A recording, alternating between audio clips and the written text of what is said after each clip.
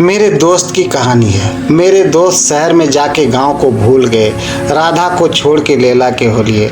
अब उसे दौलत और शोहरत खूब बहाते हैं, पर गांव उसे कभी नहीं याद आते हैं। हमने सुना है आजकल वो खूब पैसे कमाते हैं, बड़े बड़े लोगों के साथ यहाँ वहाँ जाते हैं, पर सुकून के 2 पल वो कभी नहीं बिता पाते हैं। गाँव की गली, आम की डाली और गेहूं की बाली, सब कुछ वो भूल गया है, क्योंकि शहर की चकाचौंध में जाके वो झूल गया है।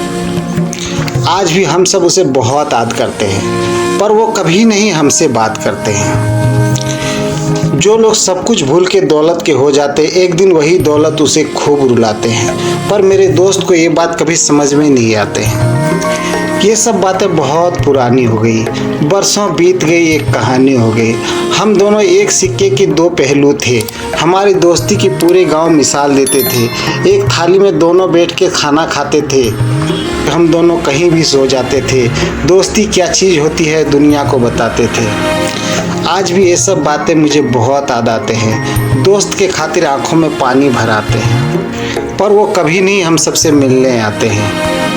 शहर में कभी कोई उसे ये भी बताते, तुम्हारे गांव में कोई अपने रहते हैं, उनसे मिलने तुम क्यों नहीं जाते हो, उनके भी कुछ सपने होते हैं। मेरे गांव से जो कोई भी शहर में जाते हैं, हम उन सब से कह के आते हैं, मेरे दोस्त को भेज देना। हम सब उससे बहुत प्यार करते हैं, वो कब लौट के गांव आएगा, हम सब उसके बहुत इंतज़ार करते हैं। मेरे दोस्त, तुम सब कुछ कमा लोगे, पर दौलत के चाहत में अपनों को ही गंवा लोगे। कभी इनसे भी मिलने आओ, यहाँ जो लोग तुम्हारे इंतज़ार में हैं, कभी उनसे भी मिल के जाओ।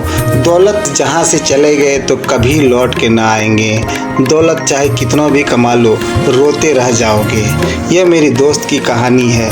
आप सबको कैसा लगा मुझे ज़रूर बताना। इसके आगे का भाग दूसरे में बताऊँगा।